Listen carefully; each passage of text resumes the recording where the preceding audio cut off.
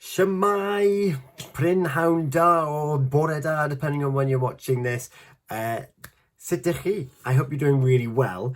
It's Tom back here again for another instalment of HelloTomDyer, Pure West Radio and Learn Welsh Pembrokeshire, going through the different facets of what you can expect when you are studying with Learn Cymraeg Pembrokeshire. I've, on my Sylfaen level, did my Mynediad last year. You can catch up with those episodes on Pure West Radio. Now working towards my Sylfaen straight away. So I did 2 years in one for Mynediad. I'm doing 2 years in one for the Sylfaen.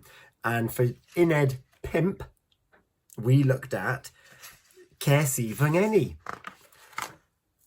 What I liked about this unit is that it felt familiar in that we were able to cover off one piece of information in one nice unit. Whereas last week and the week before we did Tassonin and Bassonin, and it felt like everything was just falling on you at one go and you couldn't really pick up many patterns to it. There were patterns, but not in the same way as we've had like to be and to go. This unit felt like a step back in a good way to a nice contained unit. And what I'm going to do, I'm going to cheat. I'm going to go straight to the back of the unit, to the help llaw. And the reason is that it gives you a really good summary. This is on all of the units, a really good summary of what it is that you've learnt during the session. And the sessions reinforce the learning of the help llaw by giving it context and giving it meat and bones, which is really cool. So, fy ngeni is my birth. So, ces I fy ngeni, I had my birth. And you're probably thinking, well, that makes no sense, because in English, we would say I was born. But you don't say that in Welsh. That's not how it's translated. It was, I had my birth in. And so, ces I comes from Kyle, which is to have. So it's your ces I, cest ti, you had, cafodd or he, or cafodd Dave. Cawson ni, we had, cawsoch chi, you had, or cawson who, which is they had. So if I was referring to some family members that were all born in Withybush, I would say cawson who, oh, hang on now.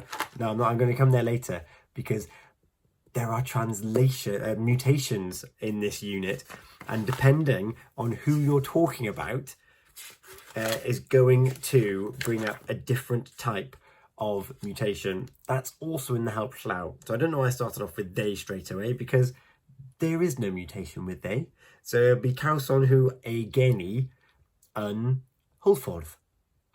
There you go. They had their birth in Haverfordwest. If I was talking about me, it would be ces I fy ngeni. Ces I fy, because the fy causes mutation, fy ngeni, so nasal mutation. Ces ti dy eni. So you've gone from fy ngeni to dy eni. The G disappears because that's a soft mutation. And then cafodd ai eni is another soft mutation, so no G. And then cafodd he or or someone going into a geni has an aspect mutation, but of course there are only aspect mutations on T, C and P. So geni doesn't have an aspect mutation. However, if you were talking about they had something else, so he had, let's have a look. Oh, what could we go for? P. Cafodd a fees, as opposed to peas. Peace. So feast, you get your aspect mutation, you get feast.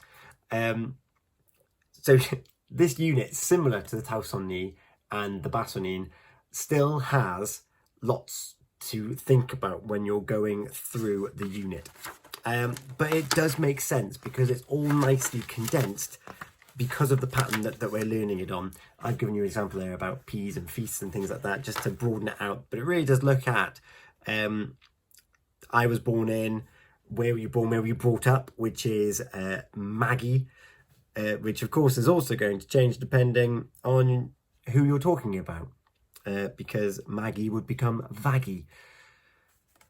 So all of these 3 units keep you on your toes when it comes to mutations.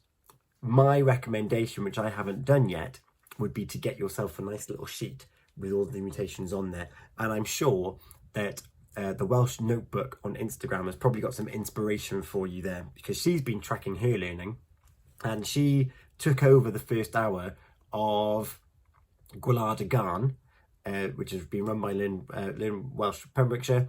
Thomas Hopkins did hour 2, but Sophie, Welsh Learner of the Year no less, did hour 1 and is now also a tutor. And she's not even from Wales. So that's what's possible if you carry on with your learning of the Welsh. You could end up teaching other people the Cymraeg, which is brilliant. So this unit, I found it quite easy to follow, in the sense that it followed the same structures. It's just getting your head around which mutations there are. And something which I never really fully grasped during Mynediad is to do with a, ein, which follow your ders and vers and airs and he's when you're making the sentence. So just to go back to what I'm talking about, you've got cafodd ein eni, cafodd oh, it's the same thing, and then cafon, oh, there, bear with me, cawson ni ein geni, and then cawsoch chi eich geni. So that eich, yw, ein, a, and de, and ver really threw me off last year in Mynediad, because I never actually fully grasped what they were. But it's basically making it about the person, the subject that you're talking about, whether it's he, she, it, we or our, yours or theirs. So it's the word that you put after the cawson who geni. So at least I have more of a grasp and an understanding of that, which I feel really good about. We also went through dates, which was really good. So we were asking, ble cafodd Dylan Thomas ei eni? So where did Dylan Thomas have his birth? And then we were able to answer with cafodd ei eni yn Abertawe. And then we went through dates as well. So 1914.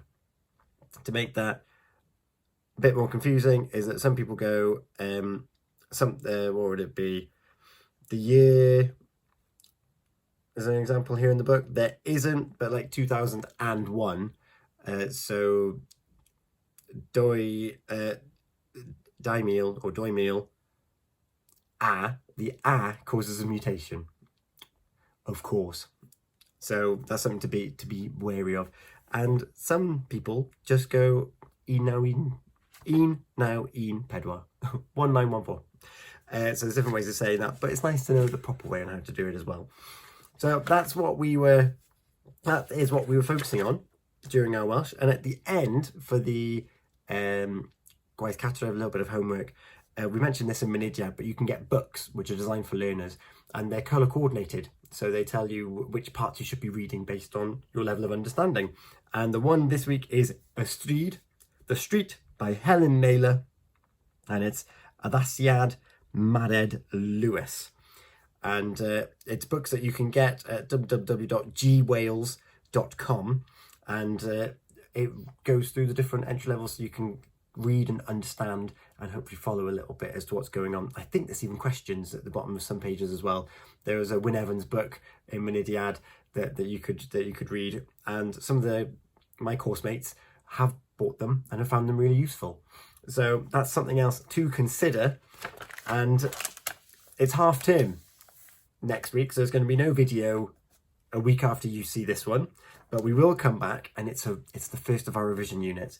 And we had these in our Mynediad, but this little grid here, our little card game, full of questions, full of questions.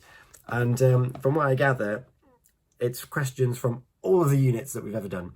So we've got that to look forward to. So we're going to prepare some potential answers for each one, so we can aim to have a conversation. And that's another thing that we've done differently as well, actually. We're using breakout rooms more often during Sylfaen, and it's to encourage conversation, which is really nice. Whereas Mynediad, it was to encourage understanding. We've moved on from there now, and we're now looking at we more than understand it now. What we're trying to do is to comprehend and actually use in a skurse, in a conversation with others, which is actually really cool, particularly when all the other learners at this level, we've all gone over that understanding level, so we're able to actually question each other as to whether that was correct or incorrect, and actually have a conversation outside of the topic of the unit, which I don't know is to be encouraged, but it makes learning more fun when you make it more relevant to what you're doing in that given day. So that is my recap for the Mynediad Pimp. Enjoy your half term with whatever you're doing. Speak the Welsh, and also don't forget we are doing Welsh phrase of the week. So what I need from you is your WhatsApp voice notes for Thomas to have a listen to on Thursday morning. If you're watching this when it's posted, the Welsh phrase is croeso cynnes I chi. Croeso cynnes I chi, which means a warm welcome to you. Voice note that to me on WhatsApp. Add us as a contact on Pure West Radio. So go to your contact, new contact, Pure West Radio, 01437 764455. That's 01437 764455. And I want you to leave a voice note of you saying croeso cynnes I chi. And if you're picked, he's looking for enthusiasm, he's looking for enunciation, you might get yourself a Pure West Radio, HelloTomDyer, Learn Cymraeg Pembrokeshire mug with Shemai written on it. What better way to wake up than with a cup of tea out of a Shemai mug? So I look forward to hearing your entries. Croeso cynnes I chi, but nawr, hwyl fawr, and mewn hewch hanner tymor. Enjoy half term, and I'll be back when the sessions resume a week later. Hwyl fawr!